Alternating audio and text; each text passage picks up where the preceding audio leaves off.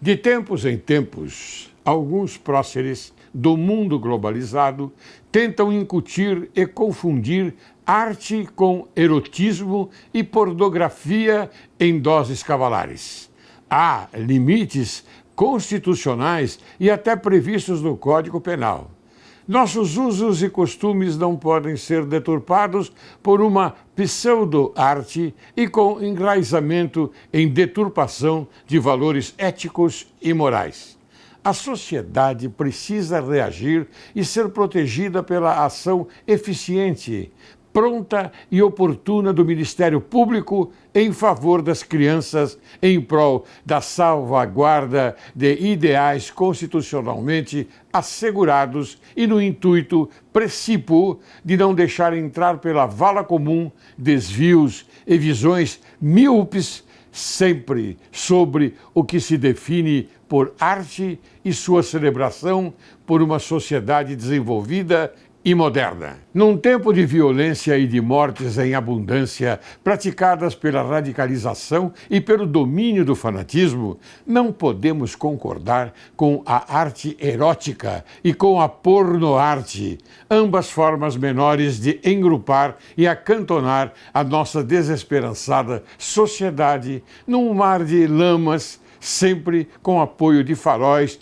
de uma mídia que prega a sacanagem, o culto ao diabólico e a imersão de menores em sintonia com a brutalização da razoabilidade e o bom senso. Os valores da sociedade não haverão de permitir tamanho descalabro e uma forma velada de reserva mental, de contaminar pela imensa poluição que sangra de entidades que deveriam lutar pelo bem-estar da sociedade e não difundir escancaradamente patologias que somente demonstram a esculhambação do próprio elemento da arte, seu artista e o tempo da profanação do sagrado.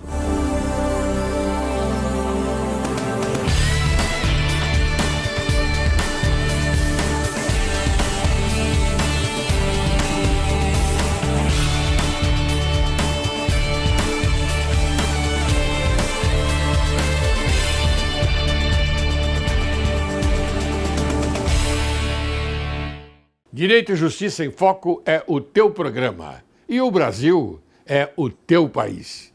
Inicio o programa de hoje com a citação de Confúcio.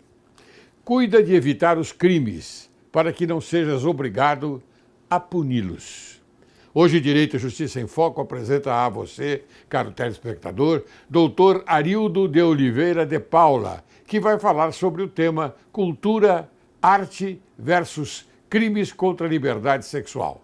Ele é advogado criminalista, atuante no Tribunal do Júri, na Justiça Militar e pós-graduado em Direito Penal e Processo Penal, professor universitário em Direito Penal, Processo Penal e Prática Penal. Foi policial militar agraciado pelo comandante-geral da Polícia Militar do Estado de São Paulo, com certificado de bons serviços prestados à sociedade paulista, com todas as medalhas de mérito pessoal. Foi conciliador do Tribunal de Justiça do Estado de São Paulo, membro da Comissão de Direitos e Prerrogativas da Ordem dos Advogados do Brasil, foi vice-presidente da Comissão de Segurança Pública da Ordem dos Advogados do Brasil, secção Ipiranga, mantenedor do site www.jurdepaula.com.br. Seja bem-vindo, doutor De Paula. Olha, com grande satisfação, doutor Laércio Laurelli, que recebo mais uma vez esse convite para participar desse programa e espero poder contribuir com esse seleto público que assiste este augusto programa e vamos tentar esclarecer esse assunto tão polêmico, arte, crime, estupro. Vamos tentar contribuir da melhor forma e tentar abrir a mente das pessoas e aprender a colocar cada coisa no seu devido lugar. Não se pode misturar as coisas como estão sendo feitas. Muito bem, eu vou fazer um pequeno resumo agora, doutor De Paula, me permita, sobre o que nós vamos conversar no dia de hoje. Entre os crimes contra a liberdade sexual, destaca-se o estupro, o atentado violento ao pudor, a violência presumida substituída pela vulnerável. Referida violência está alinhada à vítima menor de idade ou alienada ou débil mental. Registra-se também o crime contra a segurança da honra, da honestidade, das famílias, e do ultraje público ao pudor. Existe crime sempre que a vítima esteja no polo passivo da ação. Contra ela, inclusive, haja emprego do meio fraudulento. Portanto, o direito penal não pode abdicar de sua função ética para acomodar-se ao afrouxamento dos crimes contra os costumes. Antigamente, a conscientização do crime de estupro cingia-se ao fato de que constranger mulher à conjunção carnal mediante violência ou grave ameaça. O sujeito passivo da ação era somente a mulher virgem ou não. O núcleo do tipo objetivo dizia respeito a constranger, que significa forçar, obrigar, com a ressalva de que quem era constrangida somente a mulher. Somente a mulher era constrangida. A presunção de violência era contra menor de 14 anos ou débil mental ou por qualquer outra causa não podia oferecer resistência e o tipo subjetivo era o dolo. Ainda prevalece o dolo, com o fim de agir visando a conjunção carnal.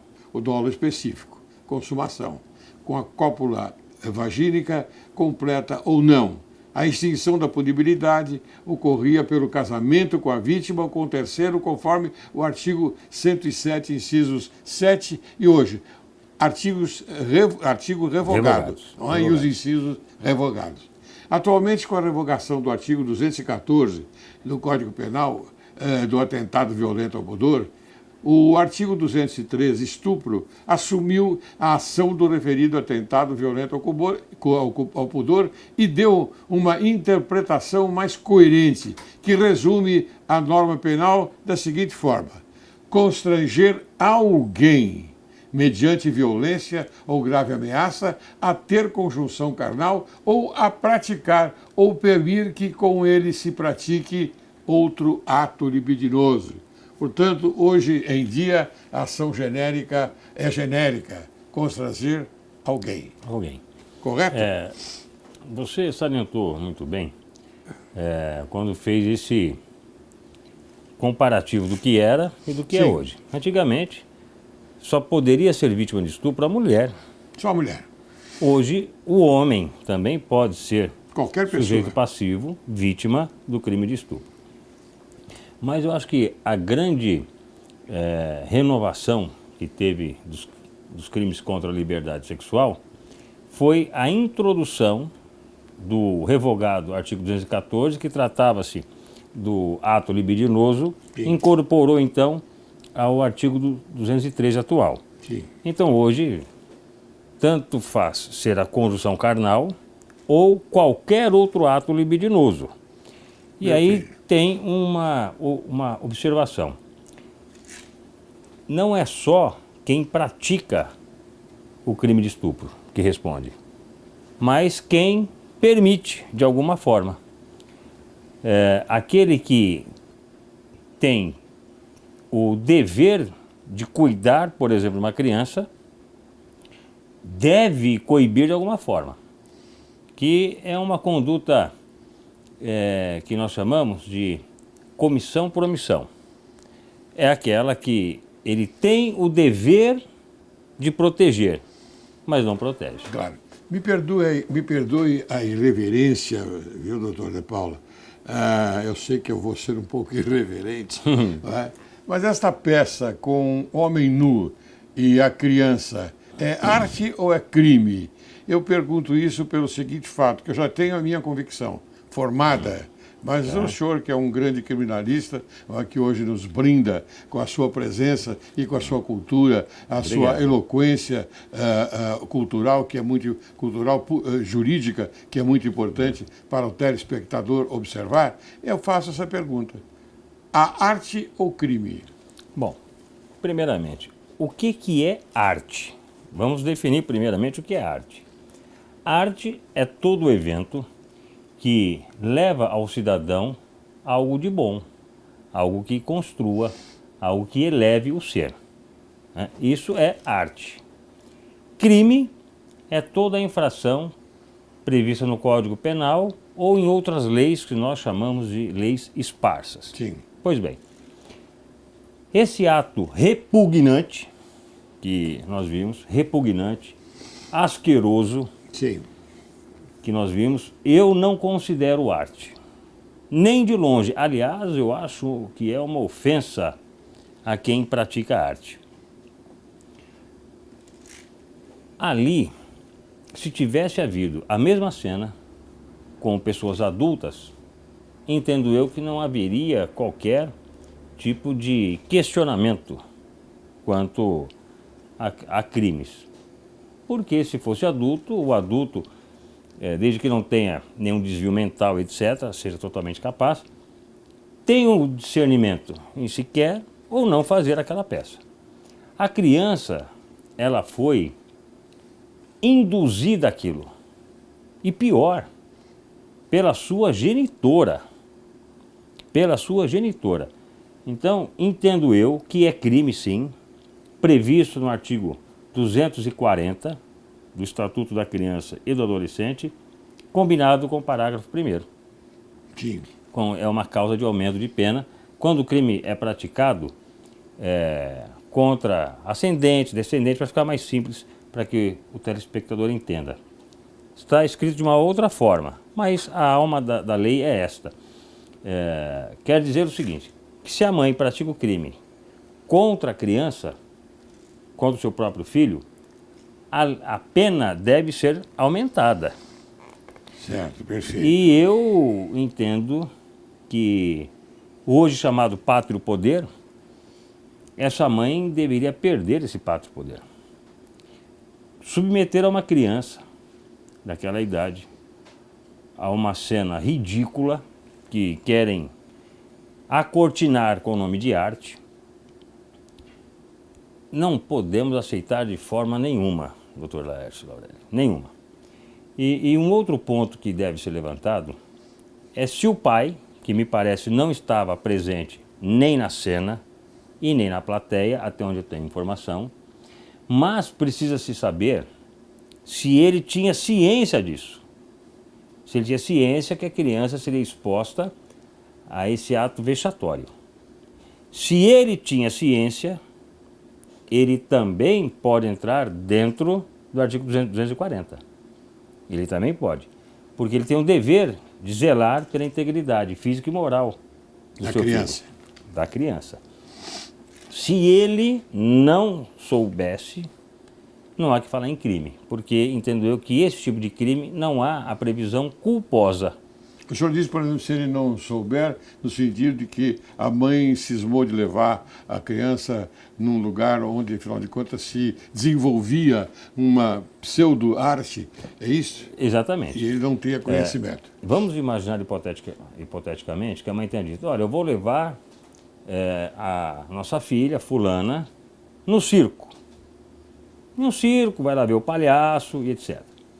Enquanto, na verdade, iria levar a criança para participar dessa pornografia. Que isso, para mim, é um ato pornográfico. Não chega, ao meu ponto de vista, a atingir o patamar do estupro por ausência de alguns requisitos que, ao meu ver, não atingiu. Mas devemos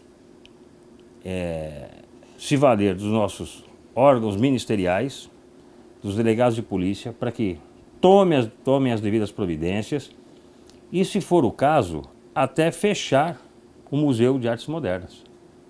Porque, de qualquer modo, colaborou para este crime. Então, deve responder pelo crime quem produziu a peça, quem participou da peça, quem tinha o dever de cuidar da criança, quem tinha o dever de zelar pela integridade da criança. E o que me chama a atenção, Dr. Laércio, é uma pessoa que se intitula como ator participar de uma barbárie dessa. Eu acho que os atores de verdade deveriam fazer até o manifesto. Mas alguns estão fazendo. alguns atores, mas eles têm um pouquinho de preocupação, sabe por quê, doutor De Paula? Pelo seguinte fato, a tal de censura, entre aspas. Eles entendem que não podem ser censurados. Ora, Eles entendem que não podem ser censurados. Eu ouvi depoimentos de pessoas, de artistas maravilhosos, que eu tenho muito respeito, admiração. Aliás, eu tenho respeito e admiração pela arte em si, pela cultura, e por esses artistas que se movimentam no sentido de dar para nós um norte sobre aquilo que se chama cultura. Porque a cultura vem do teatro e agora da televisão. Mas a televisão nós não podemos confiar muito, porque a televisão atualmente é pornográfica, porque ela nos traz cenas que, afinal de contas, mexe com as pessoas que estão assistindo, ou seja, com as crianças também que estão assistindo. Não adianta eles colocarem no rodapé aquela imagem proibido para criança inadequada, essas cenas são inadequadas a criança de 10 anos. como era na época do militarismo. Sim, né? mas eles não admitem censura. Mas não é censura. Não, Acontece não, que não. o que nós estamos discutindo aqui, caro telespectador, não é nada de censura, não tem nada a ver com censura. Se é crime ou não. Agora, crime é uma coisa e contravenção penal é outra. E também o artigo 240, que o nobre doutor De Paula citou, também é crime. Esse é crime também. Crime previsto no Estatuto Agora, da Criança eu e falei do no Adolescente. artigo 19 da Lei das Lei de Contravenções Contravenções Penais. Penais. O senhor acha que se aproximaria do artigo 19 ou nós poderíamos interpretar? Eu até vou ler novamente para o senhor a síntese do artigo do estupro. Eu vou ler para ficar bem claro. Pois não. Constranger alguém. Alguém significa qualquer pessoa, mediante violência ou grave ameaça, a ter conjunção carnal, ou, que não é o caso, não houve conjunção carnal, ou a praticar, ou permitir, que aí entra aquilo que o senhor colocou muito bem, que com ele se pratique outro ato libidinoso. Eu não sei se nós podemos entender que o toque de uma criança no pé desse artista ou na mão desse artista pode ser considerado um ato libidinoso. Não sei, nós vamos analisar. Gostaria de analisar aqui com o senhor. E também em referência ao artigo 19, que é ultraje ao pudor. Ao pudor. Não é? Por favor. Poder-se-ia até enquadrar na lei de contravenção penal do artigo 19. Porque é realmente um atentado ao pudor. Sim. Em um local público. Local público. Só que eu acho que a conduta merece ser vista com maior gravidade. Eu acho que ultrapassou o atentado ao pudor. O atentado ao pudor é quando, por exemplo, uma moça está passando na rua e um deselegante profere palavras de baixo calão a ela. Então eu entendo que aí sim poderia ser enquadrado dentro da lei de contravenção penal pelo princípio da intervenção mínima do Estado. Sim. Então, quanto a isso, tudo bem. Mas esse caso é um caso gravíssimo, doutor Laércio. Gravíssimo. É um caso, como diria o professor Mauro Nassif, é um caso teratológico. Nós não podemos conceber que esse tipo de cena volte a repetir. Algum tempo atrás, teve uma outra cena com adultos. Alguma coisa do macaco, não me lembro exatamente o nome. Que eram todas as pessoas nuas ali. E aí você tocou num ponto que é de extremamente importância. Censura. Não estamos aqui a censurar a arte. De jeito nenhum. Ao contrário. Para preservar a arte é que nós temos que coibir esse tipo de coisa. A ótica é outra. Nós não podemos deixar que esse tipo de conduta passe a ser considerada arte. Isso não é arte nem aqui e nem em lugar nenhum do mundo. Isso viola os princípios morais, os princípios éticos, os princípios religiosos, os princípios familiares. E outra coisa, doutor, nós não estamos censurando arte, inclusive as grandes esculturas do passado de Leonardo da Vinci ou de Michelangelo. Isso é arte. Isso é arte. Então, Isso é arte arte. eu vejo no teto, de uma capela, pessoas nuas, não é? Isso para mim é arte, porque está ali e não incomoda porque está ligado a religião ou coisa parecida, né, nesse sentido. Exatamente. Então, aqui nós não estamos censurando absolutamente não, não e não. Como nós sabemos, comentando alguma coisa. Como nós sabemos, não há direito que não possa ser suprimido. Todo direito ele tem limite, até o direito à vida. Tanto é verdade que se eu matar alguém em legítima defesa, eu não posso responder pelo crime, não posso ser punido por esse crime. Poderá ser absolvido por legítima defesa. Exatamente. Então, mas eu infringi o direito à vida de outrem. Sim, o senhor matou alguém. Matei alguém. Todos têm direito à vida. E matar alguém, artigo 121 do Código Penal, é crime. É crime. Mas esse direito é absoluto? Não. Não é absoluto. Então não há direito absoluto. Não há. Então também nós não podemos dar à cultura uma conotação absoluta, onde tudo se pode, onde tudo se faz. Também deve haver uma limitação. E essa limitação, entendo eu, que esbarra na moral. Mas o que é a moral? A moral é aquilo que é você com você mesmo. O que você não faz porque você não faria de forma alguma. Não é porque você está sendo vigiado. É o você com você mesmo. É a sua norma subjetiva. E é isso que está faltando. Nós não podemos nunca, jamais interpretar essa aberração como arte. É verdade. É verdade. Para mim, é crime e os responsáveis devem ser punidos no rigor da lei, observando-se, por óbvio, o devido processo legal e a ampla defesa. A tutela desse crime seria do Ministério Público? Do Ministério Público Estadual. O delegado de ofício... Por provocação do Ministério Público. O próprio delegado da circunscrição, por exemplo, ele pode instaurar o inquérito de ofício. Pode. Ele pode. Lá o artigo 5º do Código de Processo Penal autoriza isso. Sim. Não sei se foi feito. Não. Se não foi, também não sei por que não foi. Entendo eu que é até uma prevaricação, porque tomar ciência de um crime que, frise-se, não precisa de uma representação, o que nós chamamos de ação pública incondicionada, independe da vontade de alguém, se ele tomar ciência desse crime, ele tem que de ofício instaurar o inquérito policial. Ou o próprio representante do Ministério Público, que é o fiscal da lei, determinar a instauração do inquérito. Sim.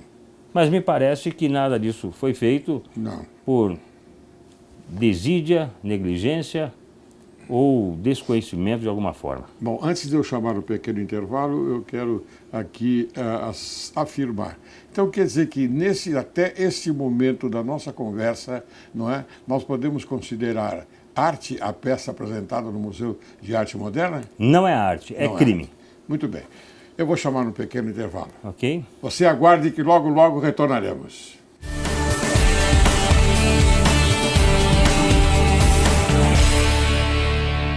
Vem aí o 8º Congresso Internacional do Instituto Nacional de Recuperação Empresarial, o processo civil e a arbitragem na dinâmica empresarial, 1 ano do CPC e 10 anos do processo eletrônico. Palestrantes: Nancy Andrighi, Rocio Vergara Sassarini do Chile, Daniel Carnil Costa, Paulo Furtado Oliveira Filho, Modesto Carvalhosa, Rui Rosado de Aguiar Júnior, Carlos Alberto Carmona, Arnaldo Rizardo, Eduardo Arruda Alvim, Carlos Alberto Garbi, Flávio Luiz Iachel, Marcelo Vieira Von Adamec e Raquel Sten. Dias 9 e 10 de novembro no Hotel Tivoli Mufarrege, em São Paulo. Vagas limitadas. Inscrições pelo site inri.com.br. Mais informações: 0 operadora 11 3042 7260 ou pelo e-mail eventos@4working.com.br. 8º Congresso Internacional do Instituto Nacional de Recuperação Empresarial. Faça já a sua inscrição. No programa anterior, abordei o tema Diálogos para momentos difíceis entre pais e filhos, onde citei algumas situações que poderão auxiliar os pais a conduzirem um bom diálogo com seus filhos. E hoje irei iniciar com a primeira situação, véspera da prova, coisas que o adulto pode perguntar e ajudar a criança. Filho, como você está se sentindo para a prova de amanhã? Se a criança responder que está bem, preparada e estudou tudo, o diálogo deve prosseguir, buscando assim o sentimento. Uma coisa é a criança ter a consciência de uma realidade, de um fato que ela estudou bem e que está preparada. A outra é ela ter, obrigatoriamente, o sentimento de segurança. Por isso, o adulto deve continuar buscando por esse sentimento, dizendo: entendi. E como você está se sentindo, mesmo tendo estudado bem? E a criança poderá então acessar os seus reais sentimentos e dizer: eu estou nervoso, com medo, ansioso, que são sentimentos naturais que podem acontecer com a criança. Vocês, como pai e mães, podem dizer: imagino, essas coisas às vezes acontecem. Eu também já me senti assim em véspera de prova. Lembre-se que você se preparou bem. Que tal pensarmos em tudo que possa acontecer amanhã e você me dizer como gostaria de reagir? Ou como você gostaria de se sentir durante a prova amanhã? Como você gostaria de agir amanhã na hora que chegar à sala de aula? Com toda essa reflexão entre vocês, com certeza seu filho irá se sentir mais calmo, equilibrado e tranquilo para dar o seu melhor. Por hoje é isso. Nos vemos semana que vem, onde irei abordar mais uma importante situação que corriqueiramente aparece dentro da rotina do dia a dia e que ajudarão nesses diálogos. Até lá!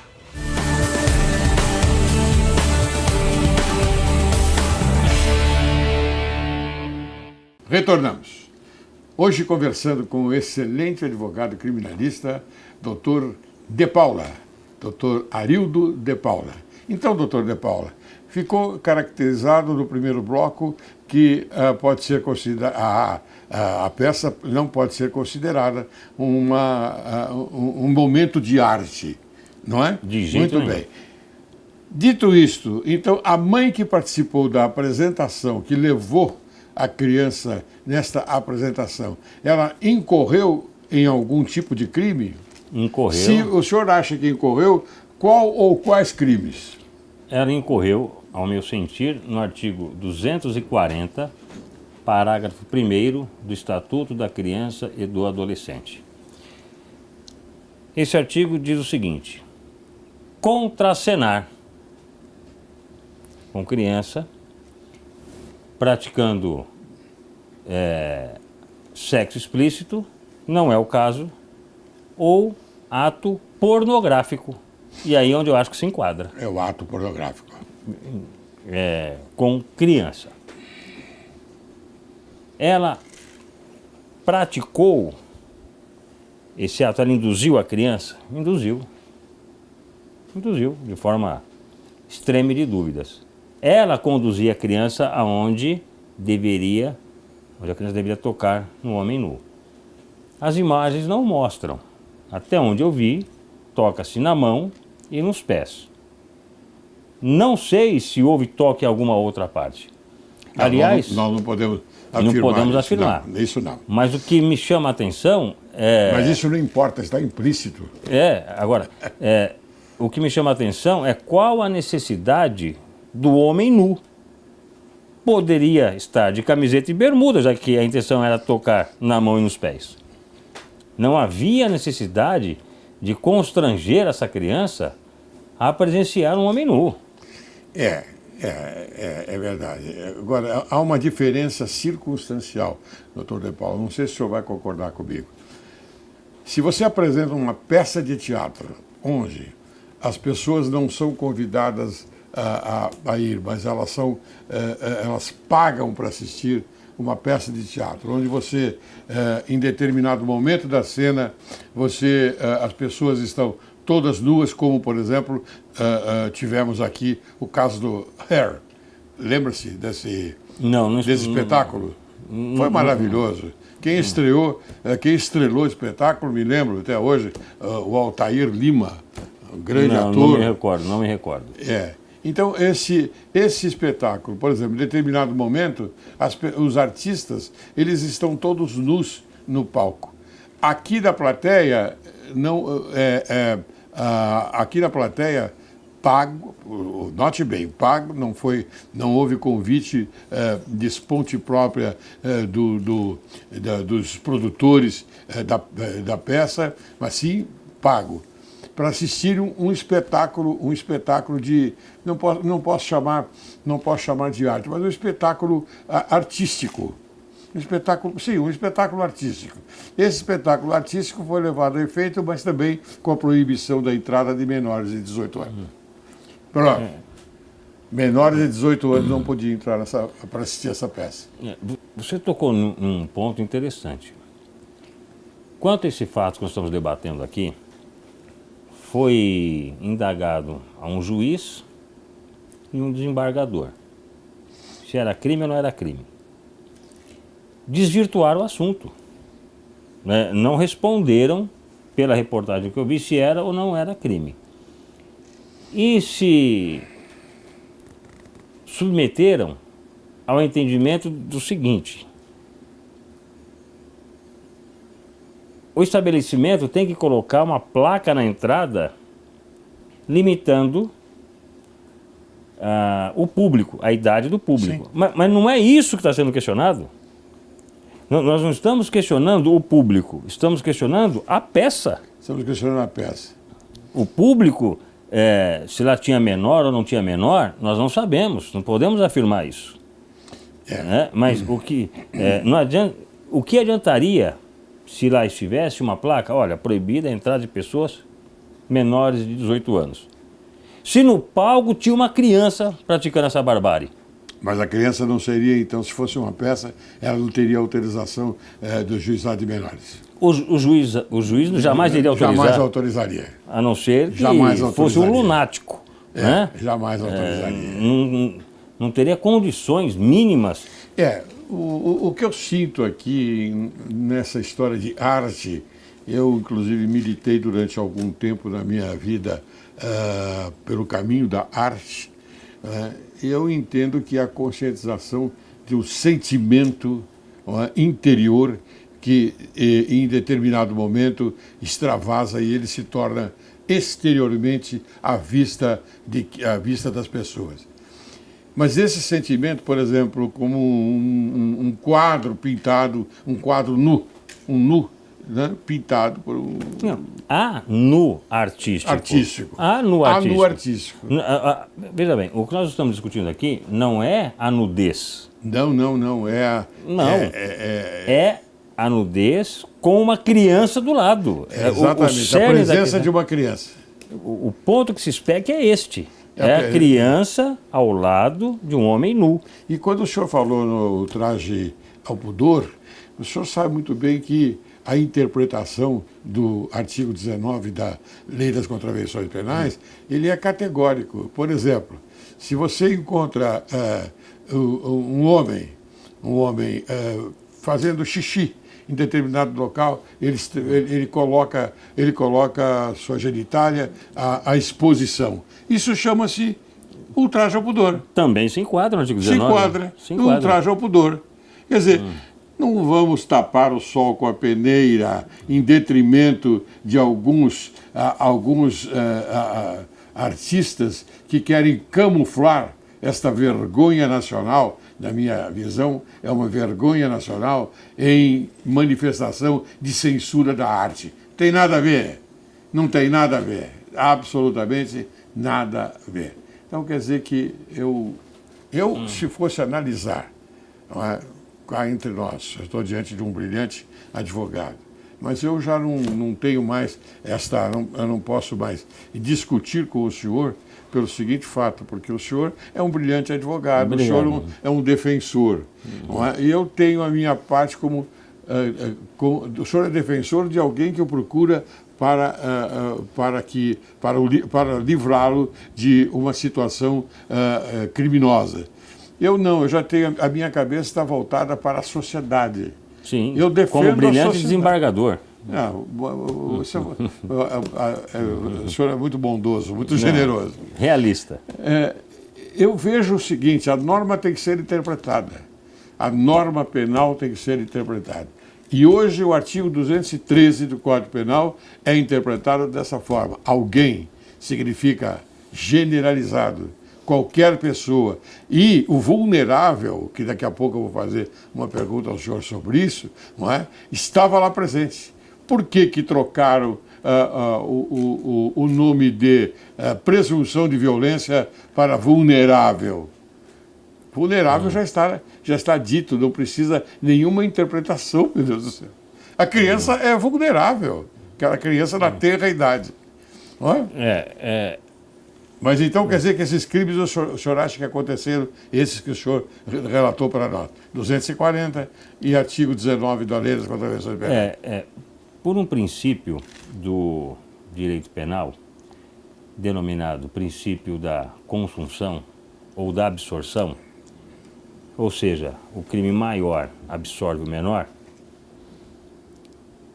eu entendo que o artigo 19 da Lei de Contravenções Penais não se enquadra por dois motivos. Primeiro, que é muito brando, diante da gravidade do ato. É brando. É muito brando. Como você muito bem colocou, um homem, para fazer as suas necessidades fisiológicas, coloca o seu órgão... O órgão sexual à vista de todos. E ali, então, urina, por exemplo. Isso. É considerado artigo 19. Não é uma conduta tão grave assim para ser considerado um estupro. Claro, que aí está como pano de fundo a necessidade premente, não é, do ser de humano. esvaziamento da bexiga. Exatamente. Vamos colocar dessa forma. É uma necessidade humana, né? Humana. Agora, este ato que nós estamos discutindo aqui, o segundo motivo, não pode também configurar o artigo 19, não só pela fragilidade do artigo diante da conduta, mas porque o crime maior deve absorver o menor. E o artigo 240 é mais gravoso que a Lei de Contravenção Penal. Então, por esta razão, deve ser afastado o artigo 19 da Lei de Contravenções Penais e sim ser colocado como crime o artigo 240 do Estatuto da Criança e do Adolescente. Agora, você citou a questão da vulnerabilidade. Vulnerabilidade. Vulnerável é a pessoa menor de 14, que seria o caso dessa criança, ela é menor de 14, ou aquela que... Doente mental. No momento, não tinha o total discernimento. Uma débil mental, uma ébria ou um ébrio, porque o homem também pode ser, ou seja... Que também não é o caso. Que também não é o caso. Não. Não é o caso. Então, veja bem, se fosse considerado o crime de estupro, e respeito quem defende essa tese, tem lógica, não é nenhum absurdo defender isso, tem um fundamento, tem um entendimento e o respeito, seria, então, o artigo 217, que seria, então, lá, o estupro de vulnerável. Vulnerável. Em razão da criança que era menor de 14 anos e, por esta razão, presume-se já a inocência, a violência contra essa criança. Antigamente era violência presumida, hoje não, hoje é mais direto. Hoje já é o crime de estupro, não é, de vulnerável. Exatamente. Quer dizer, estupro 213 de vulnerável do 217, como muito bem colocado pelo senhor, doutor De Paulo. Inclusive tem até uma discussão de uma súmula 608 do Supremo, que diz que o crime de estupro praticado com violência real, ou seja, que não é aquela que é presumida, a ação é pública e incondicionada. É incondicionada, pública e incondicionada. E aí tem uma questão que eu entendo que ela foi revogada, essa súmula, pelo artigo 225 do Código Penal, porque passou a ter somente duas condições da ação pública ser incondicionada, que é menor de 18 ou vulnerável. Menor de 14. Portanto, essa ação é pública incondicionada, ou seja, independe da representação de alguém para que o Ministério Público tome providência. O dono da ação penal é o Ministério Público. O responsável para tocar essa ação é o Ministério Público. E assim deve fazê-lo. Eu também entendo dessa forma, entendo que não houve nenhum sentimento interno de sensibilidade para provocar uma satisfação externa. Não houve, porque aí é uma arte. A arte é isso, eu vou num teatro, eu assisto uma peça de teatro, ou eu gosto ou não gosto. Mas não tem importância, eu posso dizer que eu não gosto por causa desses e desses motivos. Eu enumero a motivação e os fundamentos, mas eu saio de lá sabendo que lá tem uma peça de teatro que eu assisti e que eu não gostei. Mas outros podem gostar. É óbvio que podem gostar, não é? Mas aqui nesse caso não, doutor De Paula. Eu entendo dessa forma. Entendo que, como o senhor explicou muito bem, o senhor explicou melhor do que eu até, não é? Aqui se trata de um crime vulnerável. É um crime porque ele foi levado a uma ação que se desenvolvia nesse sentido. Exatamente. Não é? Então, se for considerado um crime de estupro, é o artigo 217. Vulnerável. Vulnerável. E entendo eu até com a causa de aumento de pena lá do artigo 61, quando o crime é praticado contra o seu descendente. Deve ser aplicado essa causa de aumento de pena. Porque a mãe praticou, além de uma conduta imoral, criminosa. Não sei qual autoridade deveria até tomar as providências se ela tem condição de cuidar dessa criança, de educar essa criança. E o pai dessa criança, como é que fica? Ninguém noticiou até... Embora aparentemente não estava presente, mas ele pode ter incorrido no crime?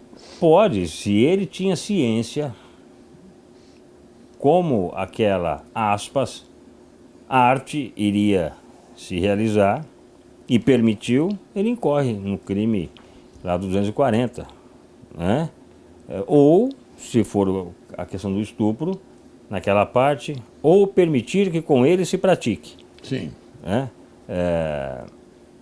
Ele nem precisaria estar lá no teatro, lá no museu, não precisaria estar lá.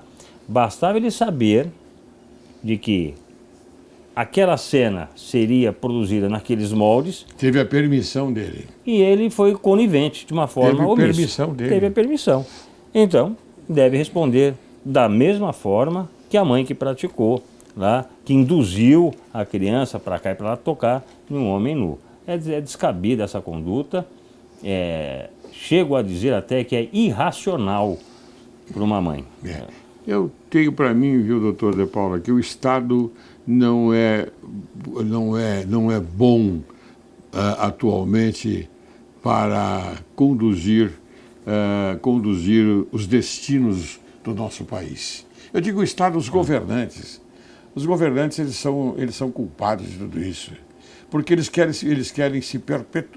pretendem se perpetuar, não é?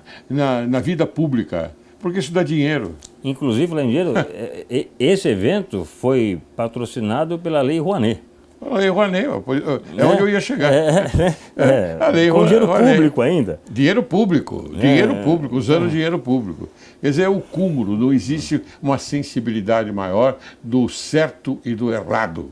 Não existe. Mas alguém pode não concordar com a minha dicção, não há dúvida nenhuma. podem não concordar, mas eu entendo que nós estamos nos afastando da moral, da dignidade, da magnanimidade da causa pública. Nós estamos nos afastando por culpa de quem? Por culpa dos nossos governantes. Eles é que nos afastam disso. Eu acho que deve ser colocado na balança, e uso até aqui como simbologia a própria balança da justiça. Isso. Né?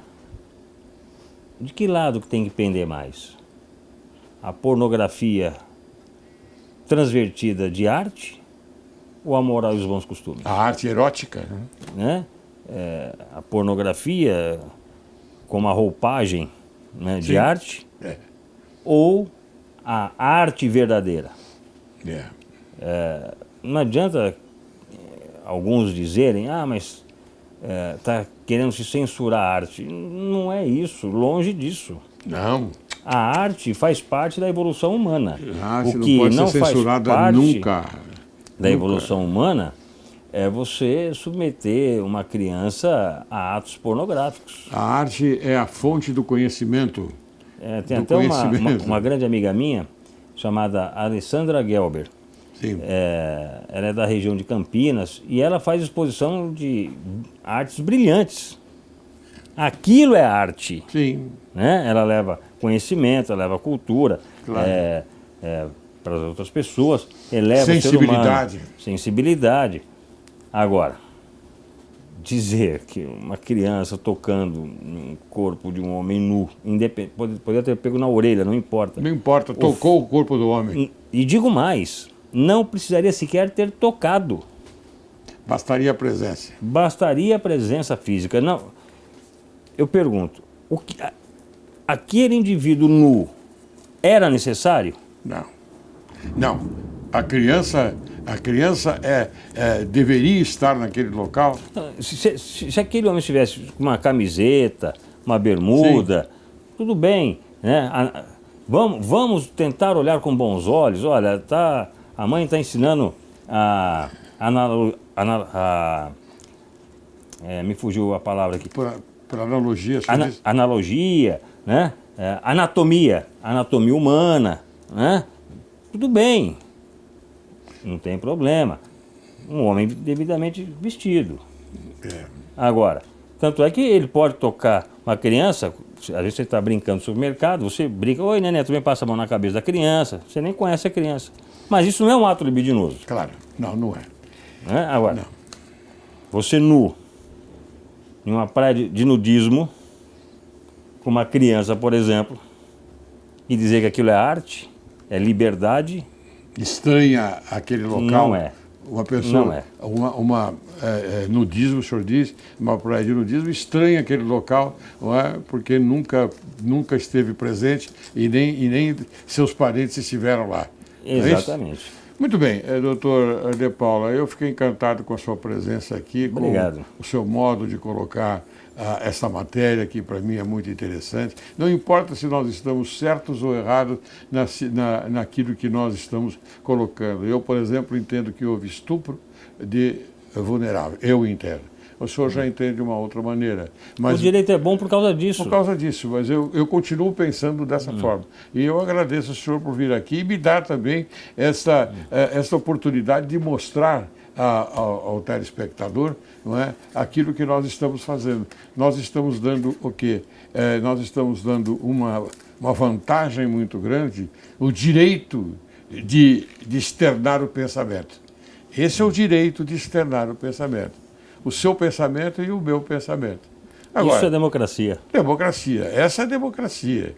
Agora, cabe a quem? Cabe ao Ministério Público tomar as devidas providências, na minha visão. Ao Ministério Público tomar as devidas providências. Que, ao meu sentir, já deveria ter tomado. Eu acho também.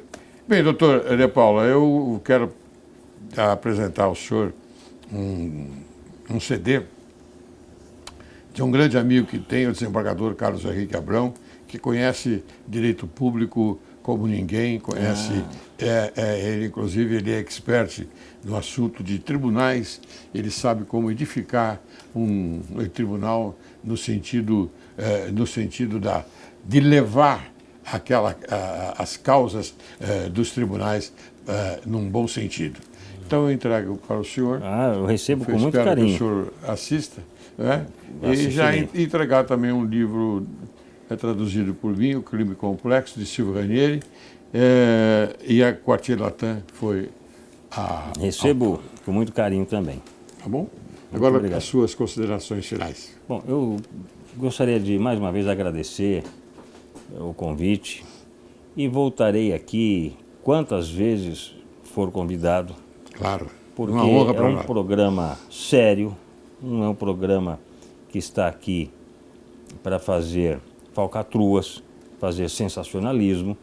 A finalidade desse programa é levar ao telespectador, como foi hoje, duas óticas referentes ao mesmo assunto, Sim. que deixe então o telespectador refletir e pensar. E além do seleto público que assiste esse programa, e faço com muita alegria. E quantas vezes for convidado, aqui estarei, com muita satisfação.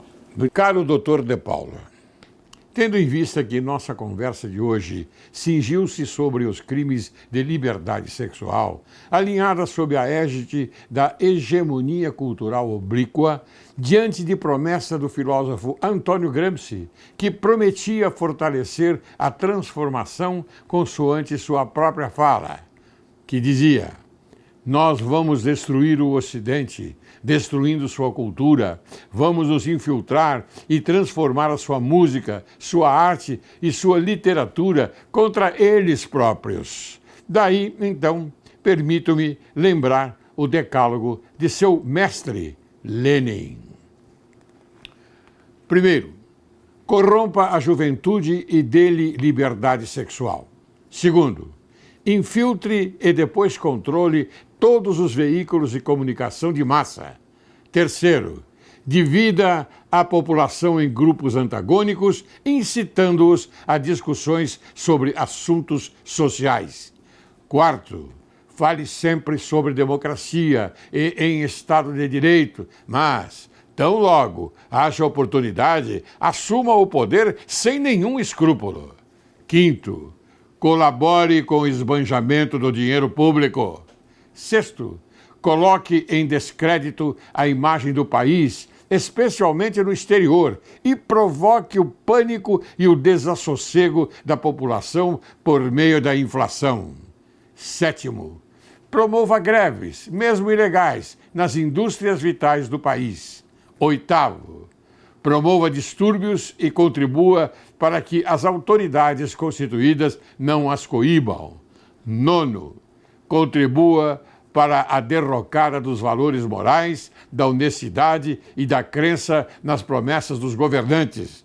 Nossos parlamentares infiltrados nos partidos democráticos devem acusar os não comunistas, obrigando-os, sem pena de expô-los ao ridículo, a votar somente no que for de interesse da causa socialista. E, por último, décimo, procure catalogar todos aqueles que possuam armas de fogo para que elas sejam confiscadas no momento oportuno, tornando impossível qualquer resistência à causa. Encerro o programa de hoje com as sábias palavras de Sócrates.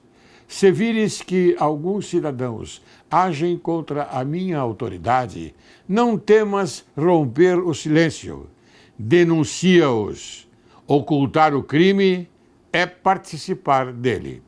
Quero agradecer mais uma vez a presença do Dr. Arildo de Oliveira de Paula, que apresentou para nosso conhecimento o tema sob o aspecto da adversidade da cultura, arte versus crimes contra a liberdade sexual. Oxalá, tomara sim, que a conversa de hoje tenha a força e a energia de aproximar a sociedade brasileira com o objetivo de alimentar e conservar sempre vivo no coração humano o lume sagrado da honra, da independência, da magnanimidade, do patriotismo e da consciência pública, preservando os sentimentos de direito e justiça. Muito bem, quero mais uma vez agradecer o senhor por ter aceito o convite em primeiro lugar e também por ter vindo aqui e conversar conosco sobre um tema tão polêmico como esse. Mas nós temos, pelo menos, a nossa opinião, que é muito importante. É isso que Muito vale. obrigado. Obrigado.